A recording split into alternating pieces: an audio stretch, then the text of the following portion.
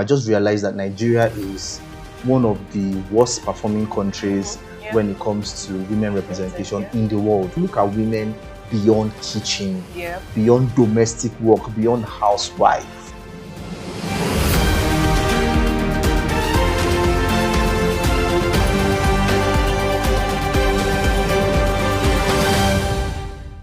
In a country of over 100 million women, only 20 currently hold seats in Nigeria's entire National Assembly, with just 4 in the Senate and 16 in the House of Representatives, and that's barely 4.3% of federal lawmakers.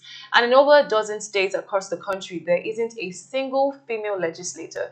This crisis of representation has brought about a new legislative proposal, House Bill 1349, which is seeking to change that. The bill, which recently scaled its second reading, proposes the creation of exclusive seats for women, one for each state and the FCT in both the Senate and the House of Representatives, and then 3 seats in each of the 36 states' houses of assembly. If passed, it would be a landmark step towards correcting a long-standing imbalance.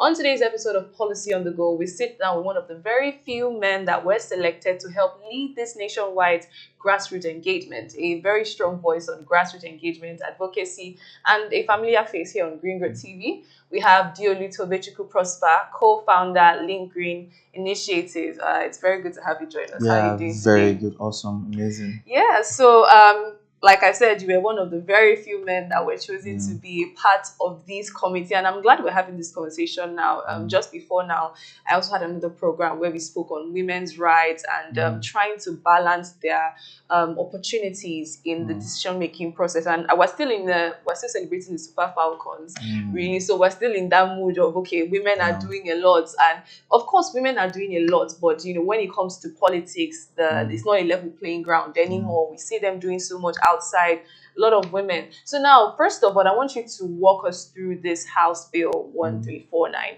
What is it proposing, and why does it take the approach that it takes? So just a little bit, just for our viewers, and even me as well, I'm sure there's a lot I can learn too. So on this House Bill, what is the proposal behind it?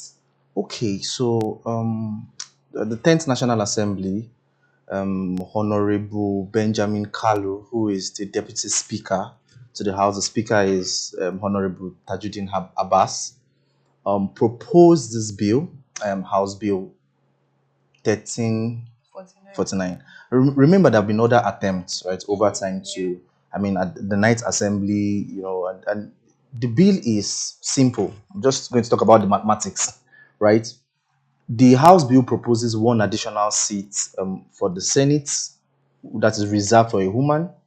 That is 1 seat per state, including the FCT, which is 37 extra seats for Senate. 1 additional seat per state for the House of Rep, which makes it 37 seats reserved for women in the House of Representatives at the federal level. And then 3 seats with each woman representing the senatorial districts. So that makes it 3 seats per state reserved for a woman in the state assembly, right? So it's just as simple as that. And the idea is that women should be included in decision making in Nigeria. They should be part of the lawmakers. We've had a long time of systematic issue where, funny enough, I just realized that Nigeria is one of the worst performing countries when it comes to women representation in the world. We are the last 10, and in Africa we are the last. Gabon has more representation than us, right? Countries like you won't believe the kind of countries that have more, and you believe that Nigeria is supposed to be the giant of Africa. We are the last. It's not the last. No, I know. We are it's not seeing news, the charts, really. right? So it's for the first time, I knew it was bad, but I understood it deeply because I had to do a lot of research. And okay, I'm now, because I'm a grassroots person, so I see that in a lot of communities, women don't even. The thing has so affected the minds of women that they don't even try, right? And so you see that systematic failure and lack of representation, and it's an issue because somebody said something during the town hall meeting, and it made a lot of sense. The person asked, "Is there any? A lot of men face abuse, but the statistics is not as much as women." And she was trying to make a point. Is there any man here that has been sexually abused? Nobody. right? But she said, is there any woman here that has been sexually abused? A lot of people. So she was trying to make the statement that you cannot understand an issue until you've Yep. experienced it. Yeah. You know, you can't understand childbearing as a man. You can't understand female health. You can't understand. There are a lot of things there are a lot of things we feel we know, but we Yes. can't understand it until we understand it, Experiences. until we Yeah. experience it. So it's very necessary that women are represented in decision making. So that's Yeah. what the House bill is about. And for the first time, I've seen that this particular 10th assembly, this particular administration, you see for this bill, I quarrel with them about a lot of things, but for this bill, you see that political will. You know, at least you see the honorable pushing it himself, honorable Tajuddin Okay. Abbas. For the first time, we have a speaker of the house that is pushing the bill. He's solidly behind it. You know, the committee that was inaugurated, he commissioned it. He inaugurated it himself.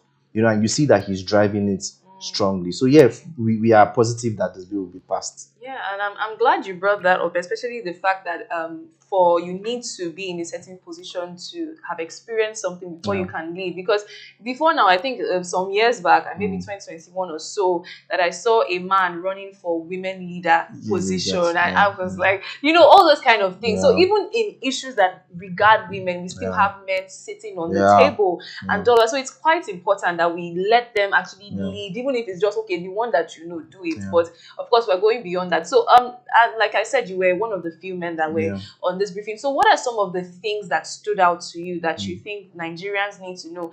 And you've already started speaking some of them. You didn't know how bad it was Yeah. until you got very much involved and you saw that this situation is actually dire. So, as one of the key people that were on this committee, what are some of the major things you saw in this briefing that you think is very important for us to, draw our attention to, and every Nigerian should hear? Yeah. So one major thing is that this is there is a real, I don't want to call it revival, I guess it's the thing, but there's something that is happening in the global space right now, especially in Africa. Women are beginning to be awakened, right? Yeah. It's a consciousness that is beginning to happen.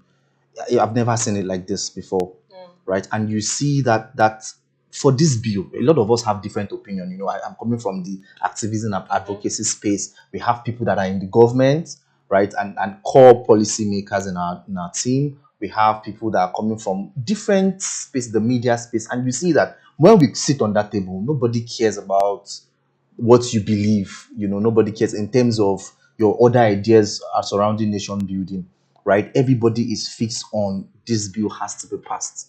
And I saw that willingness and that drive. And when I was talking to Ene Ede, she's a very popular activist and she's a very strong veteran. She has been fighting for this for a long time, for I think years. I know her. And she told me, she just told me one day that like the diversity in this team, we have young people, myself, we have a lot of young girls too, we have old people like Ene did in their 70s, 80s, you have people from the public service, you have people from private partnership, and you have everybody coming together bringing their different perspectives.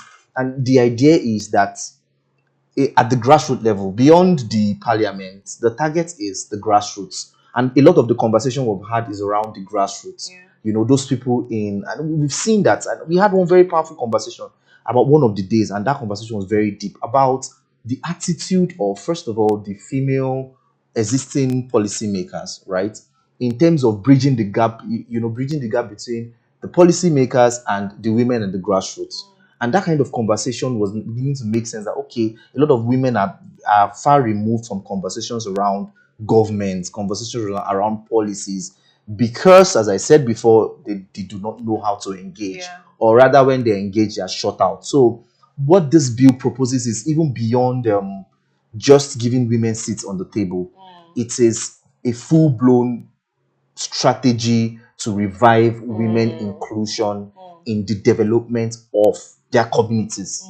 So it's a grassroots thing. So I saw one of our committee members. She was just elected as a what is it called, the grassroots. What is it called? Those people at the grassroots. I've forgotten, but one of their political positions, a counselor, right now. And you see a lot of them like that. So yeah, it's a grassroots movement as much as we are targeting the federal and the states, but the main idea is, look, there has to be a change in the way we see women and women leadership in Nigeria, which is very pivotal. I like that, you speaking on it being a revival. It Yeah, is a yeah, very yeah. powerful narrative, and I really like it. Mm. So now, I'll just speak on one of the things I've seen on this bill. One of the things I saw is that this bill actually has a sunset clause, Yeah. which, proposes, or it provides for the termination Mm. of this arrangement after 16 years. Of Mm. course, that is subject to review and assessment. Why was this clause added? Why was it necessary? Because I mean, who is assessing the men that are there? Why can't we just Yeah. say we are all in and we're going Yeah. and there's no stuff? So why was it necessary to add this clause to the bill? Very interesting.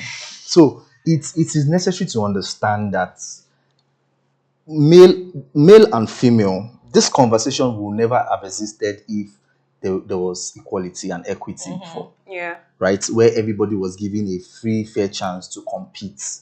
This we won't be having this conversation because whether male or female, as long as the person has the capacity. Yep. The reason why we're even having this conversation is because of years of institutional issues around women involvement. Men believing that women are meant for the kitchen.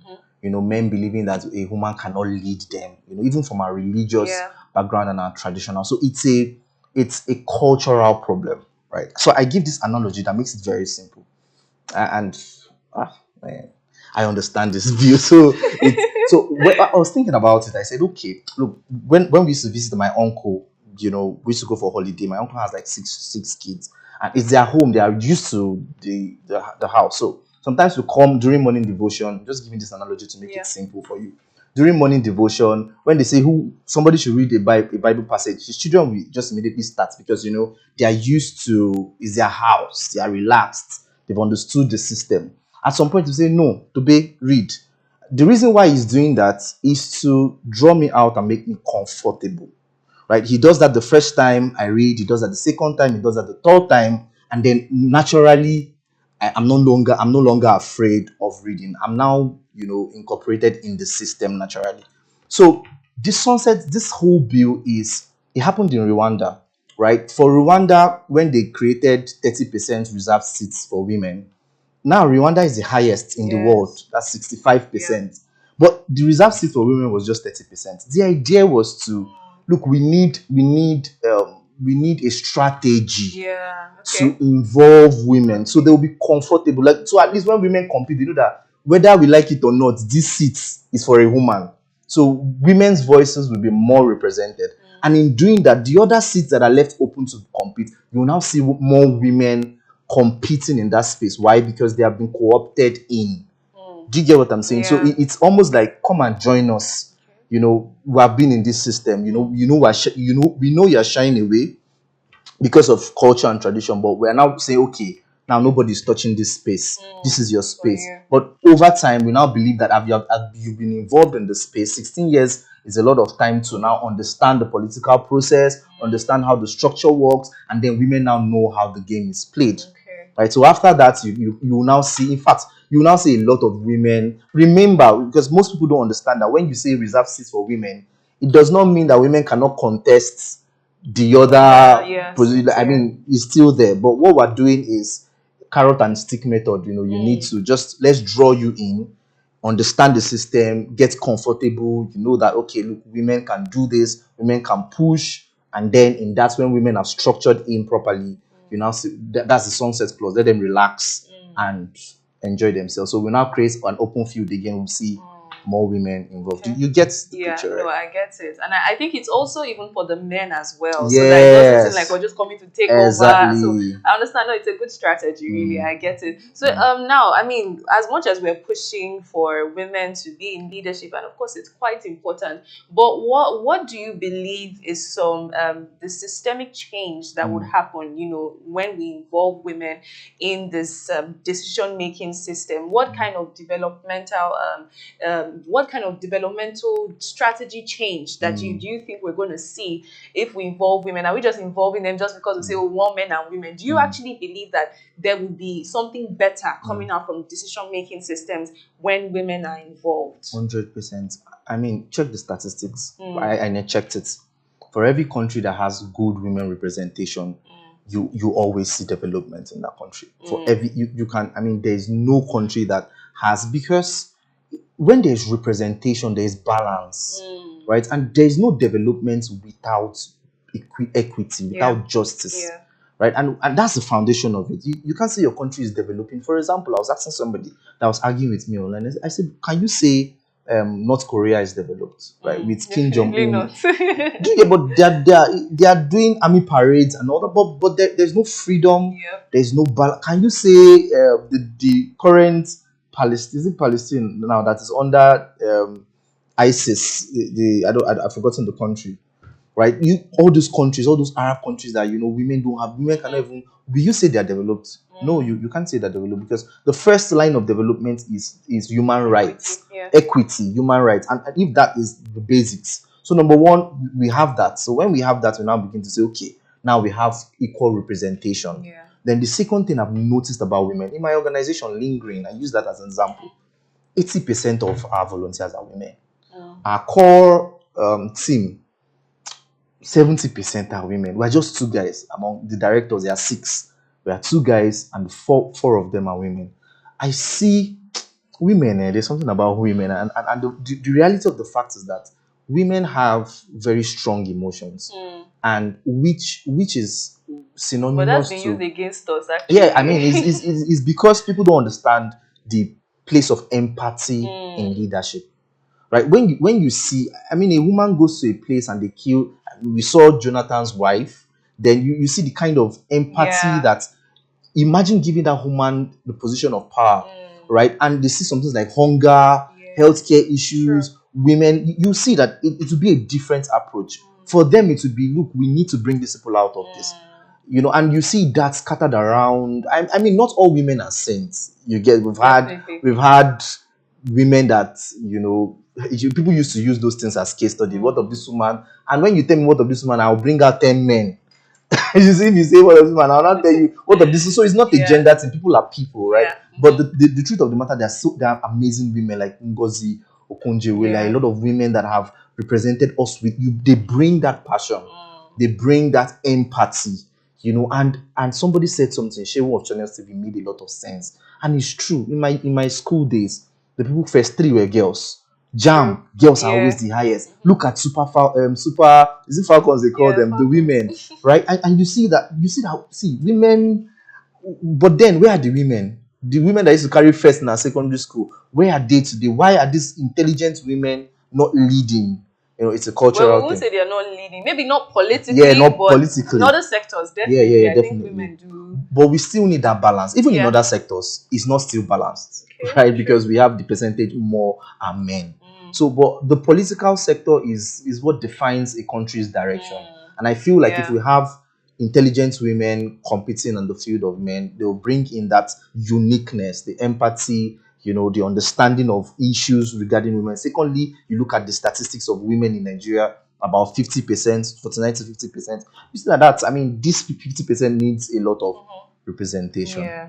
All right. So, yeah, I mean, like you said earlier, it's no news. Nigeria is literally the last. We rank the last Yeah. when it comes to women political representation. So, Mm. why do you think this era is different? Do you Mm. think that our leadership system is really ready for this shift? Yeah. I mean, yeah, you said, okay, Honorable Tajin Abbas is pushing it, and he's a man. Yeah. That's really good to hear. But I mean, aside him, looking at the general political space, how with your engagement, how accepting have the men been of this? Do you think that we're truly ready for this kind of shift, and then of course want to scale up to even much more? Okay, so because I'm a grassroots person and my own agenda is to mobilize grassroots, of course, we have other part of the committee that, handle the legislators and all that. But a lot of my engagements, I understand that, look, we have a strong systematic issue. If you listen to the speech of, I think, the United Nations representative, UNEP, United, Okay, yeah, okay. UNDP, yeah, Yeah. UNDP Yeah. representative that Listen to it. spoke during the press conference. She mentioned something. She said one of the delegations, I think in Ghana, one of the states, she was representing a country or so, and the leader passed her, you know, not knowing that she was supposed to represent. I knew she was an important person, and the man just passed. I was asking, where's the person representing this country? And he said, Oh my I'm the goodness. person, you know. And the man came back Yeah. and he was like, I Oh mean, my gosh. so it's a, Yeah.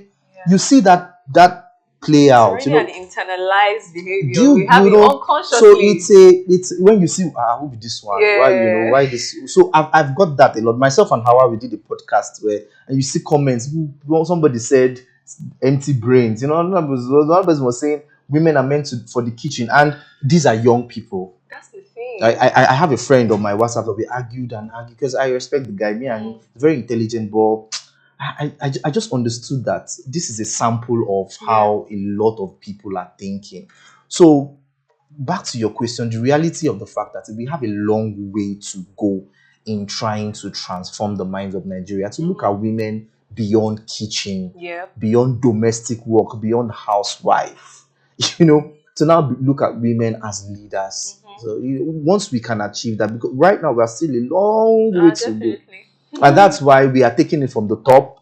Yeah. If we can engage strategically and see how we can find a way to, so nobody's doing the demonstration, nobody's doing, we are appealing, right? And that's why the theme of this particular committee and this particular engagement is, look, we have tried drag ride, it did not work, Yeah. right? Let's now sit down. And that's why you see a lot of engagement. Let's now Yes. sit down with this and say, guy, help Abeg us. So o. we use Yeah. influential people. We find a way to massage their ego, and then it's strategy. Yeah. Yeah, and so somebody was asking me that, to be you are an activist that bribed you. I say, this guy, we can't be shouting forever. No, some things you need to be You diplomatic. get- Not everything that is exactly, fine. Yeah, you know, you need to be diplomatic. Yeah, so that's the approach we're using now. We're Yeah. trying to use that diplomacy. We're trying to. And Honorable Habas did something that I heard that was very amazing. He said, "Look, he told his house rep, his fellow rep members, it was when they were voting for it. He said, turn the camera on. No, this one is not secret vote. If you are against the bill, raise up your hand. Let your constituency members see the people that are against women. It's that kind of strategy. Interesting. So for that to be coming from Yeah. Honorable Speaker of the House, it shows that, okay, Yeah. Honorable Okay. Speaker is behind us. Yes. President also is this body language. Even the Speaker of even the that's what's his name? I've forgotten, the number 2 man, Senate President Okay. too. I saw a picture where he was holding reserve seat for me, and I said, okay, Okay. thank God for No grace. comments on that Yeah, I know where your comments want to go to, but we thank God for life, right? That's fine. So we see at least, for the fact that for the speaker is pushing it heavily, Yeah. and he's a respected person. So we see it. Honestly, I'm very positive.